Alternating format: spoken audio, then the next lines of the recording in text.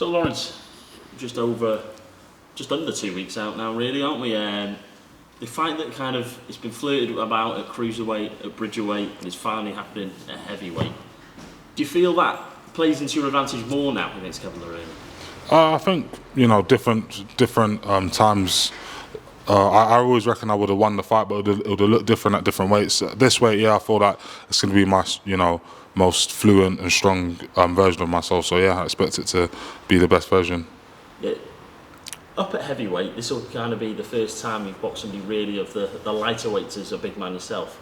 You've come in quite heavy recently. Do you think you'll maybe come down a little bit lighter than what you have done in your last? I'm not really sure. I'm just training, not really focusing on weight, just focusing on how I'm performing in the ring. Am I able to push the pace? Am I able to recover after hard efforts? Am I able to sustain? Those are the main things I'm looking at. Yeah. Yeah. How nice is it not to worry about weight anymore? It's the best. It's the best. All throughout camps, when I was used to make weight, that would be the main focus. Well, how was my run? What's the salad like? But now it's about blocking this, coming back with that. It's about the actual boxing. You obviously had a few with Joe now. Just how has he maybe changed from what you were used to in the sparring? Then you could tell he used to take a bit of criticism for holding. He was on to you about that, wasn't it? Is that something he's drilled into you? Yeah, 100%. And it's like a vicious mindset. There's no point in being able to punch hard and fast and for round after round if you're not going to do it to really cause damage. Do you know what I mean? So you watched the sparring today, so you know what we're doing at the moment. Yeah.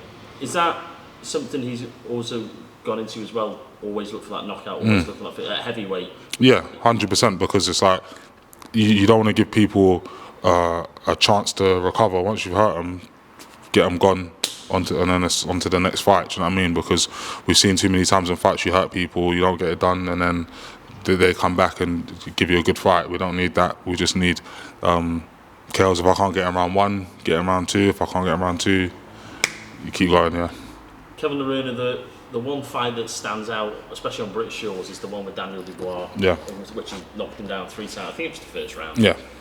Is that something you've got to look out for? Maybe early on, he might be a bit more dangerous. I think any fighter, is going to have their own danger factors. He's a good counter puncher. He's a world champion, so he's good. Do you know what I mean? So I have to respect him as a boxer. Do you know what I mean? But when I really look at it and look at my attributes versus his attributes, I'd rather be in my corner than his. Yeah. You're number 1 with the WBC. Interim is Caballel.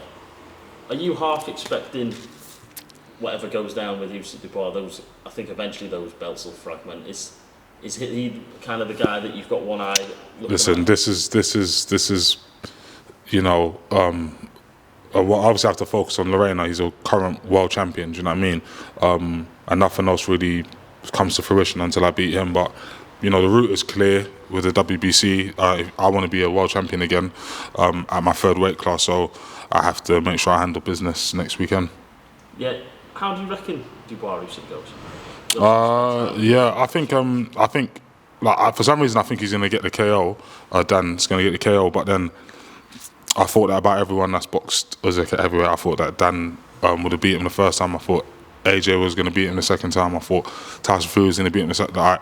And he's always just finding a way to negate these guys' attributes. Dan's a huge puncher, but Usyk doesn't really get caught often. If Tyson Fury was struggling to catch him, I think Dan's going to struggle as well. But the intensity that Dan brings, if Usyk's not 100%, how he's been, he'll end up getting caught. And I think if Dan catches anyone clean, it could be a problem.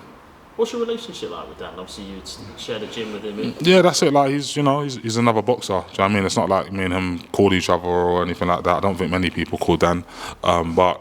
Yeah, it's just another boxer in the world. Yeah, obviously with you both at Queensbury as well. Is that kind of you look down the line that will be a big fight? I think listen, it's all about me being a 3-weight world champion. That's all that I'm focused on. I took this fight, relatively short notice. 5-6 weeks, because I know that this is the right step towards that. So whatever it is, whoever it is, I'm on it.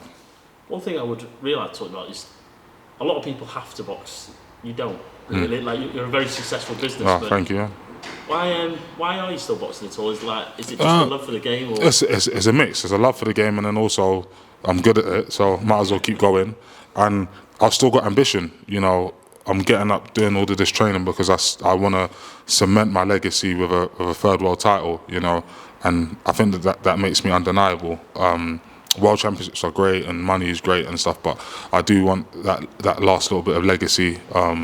You know, for my kids to be able to look at and say, my dad did X, Y, Z, and he did, like, came back, and, you know, all different parts of the story to sort of teach them, you know, dedication, resilience, believing in yourself, coming back from whatever, pushing on, handling pressure, loads of things. So there's loads of things I still want to do in boxing, so that's what it's about. Do you think when you win that third world title, you'll just call it a day there? Or? No, I don't think so. I think I definitely parade around. Even if it's me by myself, I'm going to parade around the streets. And yeah, we'll just see. Yeah. How did you get into that kind of? Is it a finance business you have? No, I have restaurants and supermarkets. Yeah. How did you get into that? It's more my manager and best friend.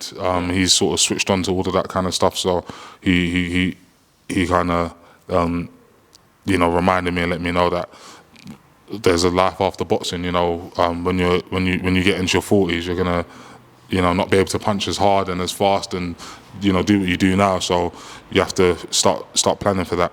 Yeah, do you think it's important? Because I think a lot of fighters, they finish their career and they kind of forget that they can't box. And you see them all coming out of retirement. Yeah, 100%. No, it's tough. It's tough because when you're living it, sometimes I've been there. You feel invincible. You feel like you can't lose. You feel like the money's always going to keep coming, and you set yourself up for a lifestyle that is tough to maintain if you're not making passive income. So, you know, it's all about pushing towards those type of things.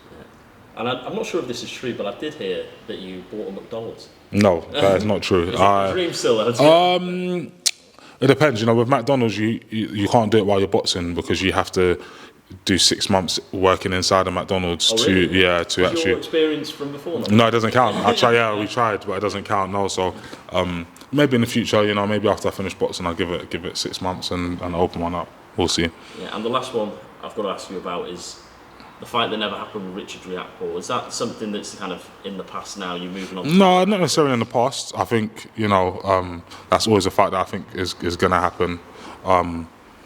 You know, yeah, that's my main thing with that. You know, obviously I'm on a mission, but he's now a heavyweight, I believe. He says he's got big and better things to do, so I'm sure me and him are gonna catch up soon. Yeah. And we will finish on. If I had to put a gun to your head and I said Dubois Usyk, what's the result?